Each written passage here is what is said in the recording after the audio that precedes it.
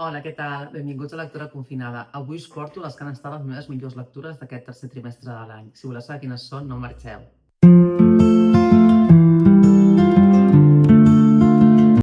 Quan em plantejava fer aquest vídeo, tenia el dubte de si us posava les 6 lectures a les que he donat 5 estrelles en aquest tercer trimestre de l'any. Han estat 6, com us dic, tant en català com en castellà. De fet, n'hi ha 3 que els he llegit en català, un que l'he llegit en castellà però està en català també i 2 que només estan en castellà. O fer una selecció de les millors lectures d'aquest últim trimestre, que encara que no els hagin donat 5 estrelles, per mi es mereixen estar en aquests llocs de millors lectures del trimestre, però que fossin només en català. Llavors, vaig fer una enquesta per Instagram i la major part de la gent va votar que preferia les 5 estrelles independentment de l'idioma. També va haver gent que em va dir que no, que preferia, que encara que no fossin 5 estrelles, al final ja sabeu que allò de les estrelles és molt subjectiu, no? Que preferien que tot fos en català. Llavors, he fet una mica un mix. O sigui, d'entrada us parlo de les 6 lectures que més m'han agradat aquest trimestre, independentment de l'idioma. Com us dic, 4 són en català, o sigui, 4 estan en català, vaja, i 2 no.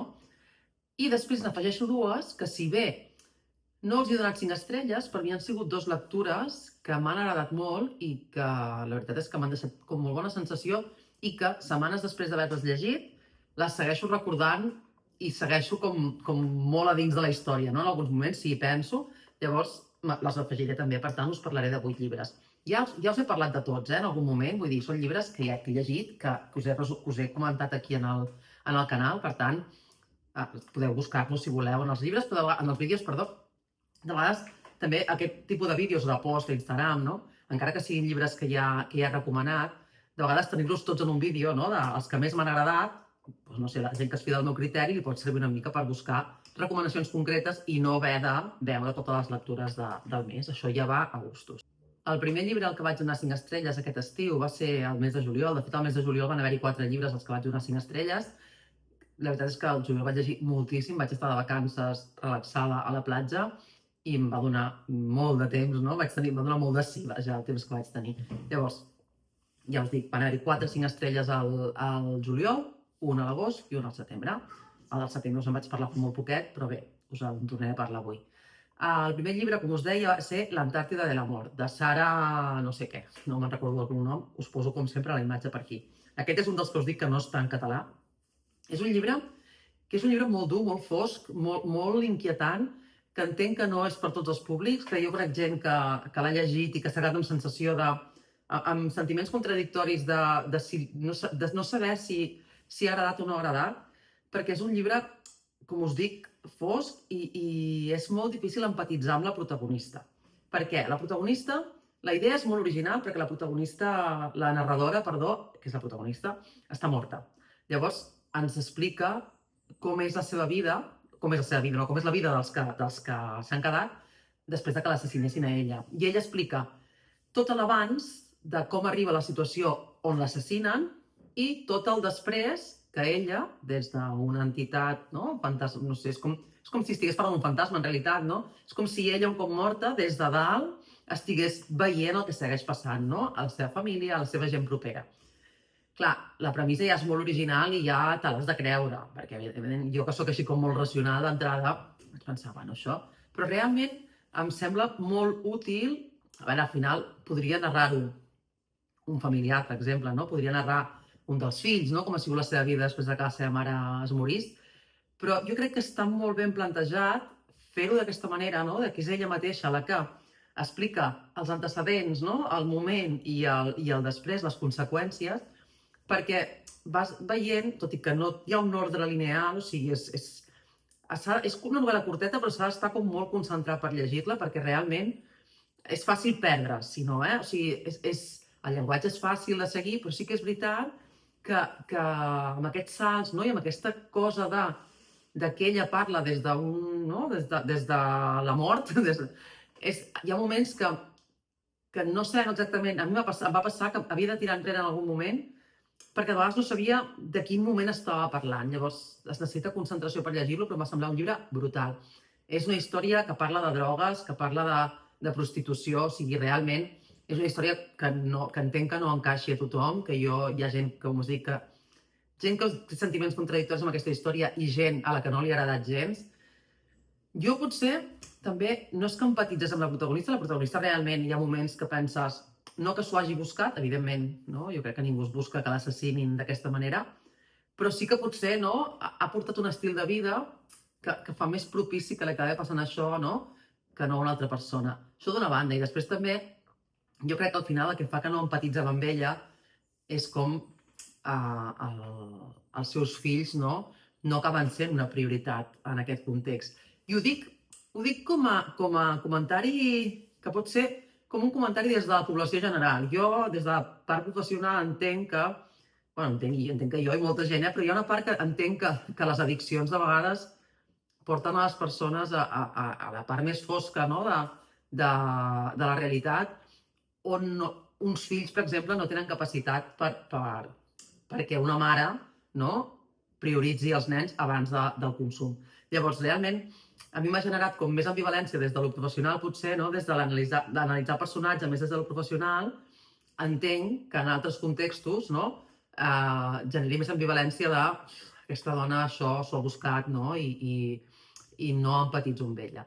A mi em va ser una història brutal i que no deixaré de recomanar perquè realment crec que val molt la pena. Però s'ha d'estar com disposat a llegir-la, perquè ja us dic que és complicada i a més els temes no són agradables. Perdó, us he dit que dos no estaven en català i veig que són tres i ara m'he descomptat totalment. Però tampoc m'encaixa que siguin tres. No sé per què. Poder no són 6 llibres i són 7. Ara ho anem veient. Ara tinc el dubte de... No, són 6. Deuen ser 3. O sigui, 2 per 2 vaig llegir en català. Sí, em quadra. 2 els vaig llegir en català, un el vaig llegir en castellà, però està traduït al català, i els altres 3 estan en castellà. Això ara sí que m'encaixa. Perquè el segon llibre ara el tenia aquí i tampoc està en català i pensava, però si després n'hi ha un altre que tampoc ho està. No. El segon llibre és El hilo dorado, de Lara Belli. El hilo dorado és un llibre ambientat a la Segona Guerra Mundial, a l'ocupació de França per part dels nazis. Una història que no sé si ho he llegit del Rossinyol, de Christine Hanna, que té una mica d'aire, no?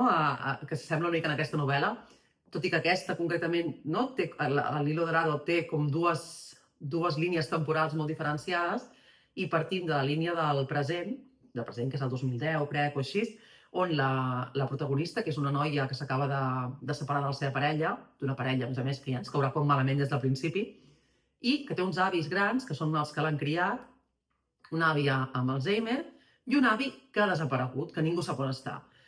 Llavors ella intenta esbrinar una mica què ha passat amb aquest avi, on està aquest avi, i arrel d'intentar esbrinar això, va descobrint coses també del passat de la seva àvia que ella desconeixia totalment. Llavors això és la línia del present, i la línia del passat, que anem descobrint-la una mica amb el testimoni de la Vera, de la protagonista amb el testimoni que va descobrint la Vera, no? La protagonista del present, i les parts de la narració que se'n van al passat, l'àvia de la Vera, la Margot, va viure en un poblet de França durant la Segona Guerra Mundial i té una germana bessona, són 2 germanes, i una de les dues, això és el que em recorda més al Rossinyol, no? És la part de l'ambientació a França durant l'ocupació nazi i la part de les 2 germanes, no? Una més guerrera, no? De lluitar a la resistència i tal, i l'altra com molt més conservadora. Llavors, aquí també es dona això, però passen altres coses diferents. Llavors, anem descobrint coses a través d'alguna carta, a través d'algun testimoni que troba la Vera, no? Anem com fent el trencaclosques i la veritat és que em sembla una història, a mi m'ha encantat. És una història que era autopublicada, que crec que va guanyar algun premi, i que després d'haver sigut autopublicada i tenir superbones ressenyes a Goodreads i a Amazon, jo la vaig comprar, jo la vaig llegir en digital, ara a l'octubre l'ha publicat Penguin a Ediciones B. Sempre em confon perquè penso que és Edijalbo, no, i és Ediciones B. Llavors, és un llibre que comença sent autopublicat, no? I acaba realment a una editorial, a un segell d'editorial gran. Llavors, jo em sembla que és una història que val molt la pena, que a mi m'ha agradat descobrir-la així i que us recomano molt si us agrada aquest tipus d'història, perquè, i si us ha agradat el Rossinyol, si l'heu llegit, o sigui, ho dic jo, però ho diu més gent, que és una novel·la que recorda l'altra, per tant, us agradarà segur. La tercera història, la que vaig donar 5 estrelles aquest trimestre, és La vida del llibreter A.J. Fikri, també us en vaig parlar, aquest sí que el vaig llegir en català, està en català i en castellà, però aquest el vaig llegir en català, tinc l'edició de Periscopi. No us poso els llibres, o sigui, no us ensenyo els llibres avui perquè els pocs que tinc en paper els tinc a la feina perquè els he deixat acompanyar, o sigui, els tinc a la feina, els tenen companys de feina perquè els he deixat, llavors no us els puc ensenyar. Només n'hi ha un que crec que el tinc per aquí, però la resta estan tots deixats, llavors us posaré la imatge com faig sempre. La vida del llibreter A.J. Fikri és de Gabrielle Zevin, que és l'autora de Demà, demà i demà. A mi, demà i demà em va agradar molt, però aquest, per mi, no sé si ha sigut el moment en el que vaig llegir o que és més el meu estil, potser, m'ha semblat una història superbonica, m'ha semblat una història entranyable, amb uns personatges, no sé, m'ha semblat una història com molt rodona a nivell d'història entranyable, no? És una llibreria amb un llibreter així com rondinaire, que és vidu, que és jove, que deu tenir uns 40 anys, i que li van passant una sèrie de coses amb diferents personatges la llibreria està en una illa, amb diferents personatges de l'illa, no? Del veïns i així, li van passant diferents coses i va canviant una mica la seva manera de ser. Però la cosa més gran que passa és que apareix una nena petita, un bebè, a la llibreria, amb una nota de la mare que diu que vol que se'n facin càrrec, no? Perquè en un lloc on valoren tant els llibres i la cultura segurament podran donar una bona educació a la seva filla. Llavors, contra tot pronòstic, ell acaba volent-se'n fer càrrec, no? Ho fa bé, o sigui, ell fa els tràmits que cal, no?, per adoptar la nena. I llavors és com la transformació d'ell també, no només a través de cuidar aquesta nena, sinó a través d'altres coses que van passant. Llavors és un llibre molt bonic també pels que ens agraden els llibres i pels que fem ressenyes, no? Perquè realment al començament de cada capítol hi ha una ressenya d'un llibre, per exemple, no? Feta per ell. Llavors hi ha una sèrie de detalls que són com molt agradables de llegir també. Anava a dir molt bonics i molt agradables de llegir. A mi és un llibre que em va deixar una sensació molt guai, molt agradable, molt bona, l'he recomanat molt, la gent que l'he recomanat i l'ha llegit els ha agradat molt també, i la veritat és que no sé què més dir-vos-en perquè el llegiu, perquè realment per mi val molt la pena. El quart llibre és el que us dic que vaig llegir en castellà, però que està en català, és Un petit país, de Gaël Faye. És el llibre aquest que està ambientat entre Burundi i Ruanda. És una història molt curteta que ens narra la vida del protagonista en el moment o sigui, ell viu a Burundi, de mare ruandesa i de pare francès, i estan a Burundi. I en el moment que està havent-hi, no, tota la massacre a Ruanda dels Hutus als Tutsis i també les repercussions i que també està passant a Burundi, vull dir que la gran massacre aquesta que va haver-hi, no me'n recordo si van ser 2 o 3 mesos, no? Que va ser una barbaritat, va ser a Ruanda, però el mateix conflicte també estava a Burundi, no? I a Burundi assassinen, si no recordo malament, no? Assassinen un president triat en eleccions democràtiques, no? I també es desencadena aquí un conflicte, i ell, el protagonista, és un noi adolescent, que ara no recordo com es diu, perquè l'estic confonent. Aquest autor també va escriure el Jacarandá, que ja us en vaig parlar fa més temps, perquè el vaig llegir al maig, crec. Llavors, ara tinc el dubte perquè el del Jacarandá es diu Milan i el d'aquí no me'n recordo com es diu. Bé, és igual. El nen aquest, sí que és veritat que tenen com molt de paral·lelisme els dos llibres, no? S'assemblen bastant, són bastant complementaris, perquè hi ha algun personatge fins i tot que surt, més secundari, però que surt del Jacarandá i també surt d'aquí. I al final a mi aquest tipus de personatges així secundaris, que potser, ara estic pensant en un que crec que en el Jacarandá té més pes que aquí, però el que fan una mica és com fer com una marca, no, tot i que no tenen res a veure a nivell de... No és una biologia, no és una saga, no continuen, però per mi el fet que es repeteixi el personatge el que fa és com marcar una mica que el context és el mateix, no? I que l'època també és la mateixa, no? Llavors, per mi són com senyalitzacions, no? Està passant aquí, que és el mateix lloc i el mateix moment en el que passava l'altre, no? De fet, segurament un país petit és anterior al Jacarandá i segurament ens aporta com més context o més història de la família que apareix en l'altre llibre. Vull dir, no continuen, però sí que hi ha certa relació entre les famílies protagonistes dels dos llibres. Jo els vaig llegir molt seguits i primer vaig tenir una mica la sensació de els he llegit massa seguits i m'estic confonent de coses. Realment, per mi, al final, jo els ajuntaria com en una mateixa història, que ens dona com 2 punts de vista diferents. El Jacarandá és com més a nivell lineal, no? Cronològicament, el protagonista comença sent un adolescent, però acaba sent una persona adulta. I aquí és més un tall transversal, no? En el moment que està passant tot això i la visió d'aquest nen, no? D'aquest adolescent, la visió que té del conflicte que està patint el seu país i el país de la seva mare. Llavors, és un llibre molt curtet i molt interessant per conèixer més història, no? D'aquests països que jo realment desconeixia i que em va anar molt bé per entendre, no? Coses que dic sempre, no? Coses que jo veia a les notícies quan era petita, no? I entendre-les ara, la veritat és que m'ha anat molt bé. Els 5 estrelles que sí que tinc aquí, que és el d'agost, és aquest, Els Més de la Níquel. Crec que no calen masses presentacions, ja us en vaig parlar.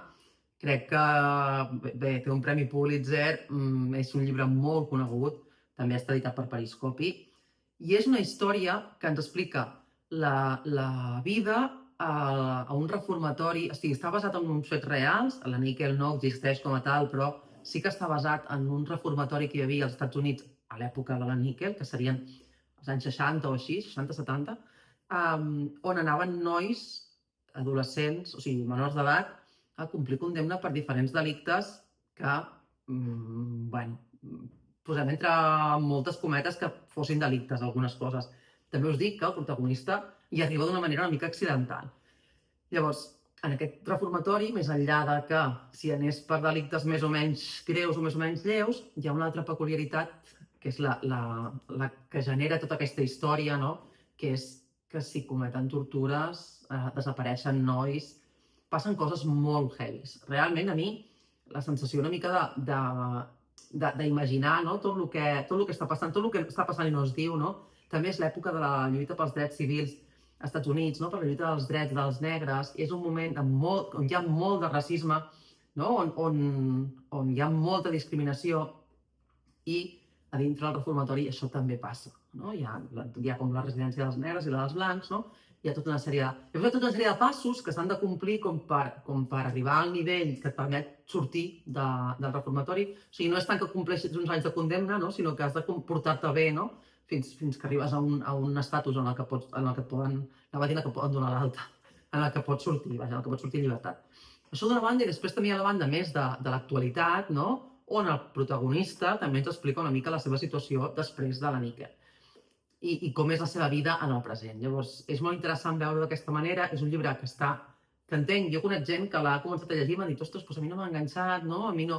Entenc que no és un llibre fàcil, o sigui, a nivell està escrit, sí, es llegeix bé, però entenc que la narració, segons com, no és potser que enganxi de seguida, però a mi realment tota la història em va fascinar i al final ja, no, els que l'heu llegit ja ho sabeu, tothom viu...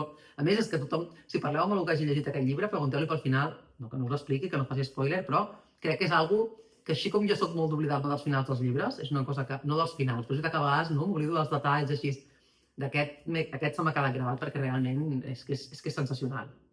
I l'últim 5 estrelles, us en vaig parlar fa poquet en el vídeo del resum de setembre, és Encantado Bingo, de l'Anna Corujo. És aquesta història que us vaig dir que estava protagonitzada per 2 germanes a la infància, adolescència, que tenen una àvia que va jugar al bingo, uns pares que van al bar, i que quan elles s'escapen i van al volcà, als peus del volcà, fan com una mena de joc, no? Hi ha tota una sèrie de coses màgiques, no? De realisme màgic, que jo crec que tenen com una molt bona cabuda a la novel·la. A mi que el realisme màgic de vegades se'm m'escapa i de vegades no m'agrada.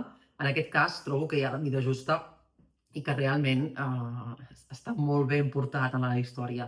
És una novel·la que no és lineal, que anem saltant endavant i enrere, que és fàcil de seguir, tot i que no sigui lineal, ja de seguida quan s'enganxa una mica el truc aquest, no? O sigui, s'enganxa el com estan ordenats els capítols, és fàcil de seguir, i trobo que fet així és com molt original, perquè el que anem fent és com encaixar un trencaclosques, no? D'una història que ja intuïm que allà, amb aquestes 2 germanes i en aquesta situació del volcà i tot, ha passat alguna cosa greu, però que l'anem descobrint a poc en l'encaix de les diferents peces, no? Llavors, em sembla que està escrit d'una manera molt original, És veritat que hi ha una sèrie de coses, per exemple, no? Els diàlegs estan marcats d'una manera peculiar. Això és una cosa que quan entreu a la història jo vaig entrar sense saber-la i ho vaig enganxar de seguida. Sí que és veritat que hi ha com una sèrie de cosetes que primer les has de veure, després un cop les veus ja està, però primer les has de veure perquè a mi primer em vaig quedar una mica sorpresa perquè realment no estava entenent el que passava. És un llibre molt curt, són 180 pàgines, hi ha capítols que són 2 línies, llavors es llegeix molt ràpid, però és d'aquells llibres que val la pena comparar-se. Jo és que em vaig quedar amb la sensació aquesta de, encara ara, no? Que ja fa, no sé, quasi 2 mesos que el vaig llegir, perquè el vaig llegir molt a començaments de setembre, És un llibre que encara ara penso en aquesta història, en aquestes germanes, en com està escrita aquesta història, no? En la tristesa i alhora la sensació agradable que deixa, no? Un cop l'has acabat. És d'aquells llibres que sap com greu, no? Acabar-los i acomiadar-te, no? D'aquestes protagonistes. A més, és que crec que d'una manera així com molt subtil com molt àgil, es tracten temes realment de trauma, de pèrdues, també la visió una mica que tenim de la família, no? Quan ens fem grans, no? Càrregues familiars que ens han posat a sobre i que no són nostres, que ens les ha posat com l'herència familiar, no? Com ens lliurem d'aquestes càrregues, com ho veiem quan estem allà ficats, no? Dintre la família i som petits, adolescents, i com ho veiem un cop sortim, no? O sigui, que amb tan poques pàgines i d'una manera tan maca, no?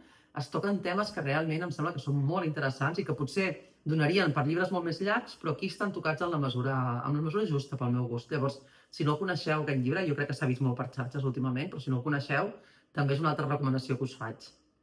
Bé, i els 2 llibres que us deia que no els hi vaig anar... El de les estrelles, com us dic, és molt subjectiu, llavors de vegades té més a veure amb el llibre que acabo de llegir i que potser li he donat 5 estrelles, i llavors em dona com per comparar, i en realitat aquí no, l'altre dia, fa dies, veia una altra, la Laura del canal de Luna Books, que deia una mica que les seves 5 estrelles de comèdia romàntica, o de romàntica, vaja, no eren igual, no es podien comparar amb 5 estrelles de novel·la històrica o de novel·la policíaca o de clàssics, no?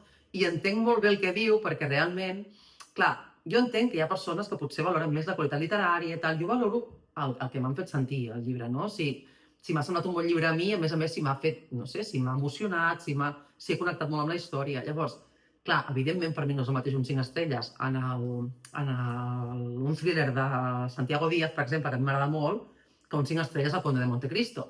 Són 5 estrelles, però entenc que els llibres no es poden comparar.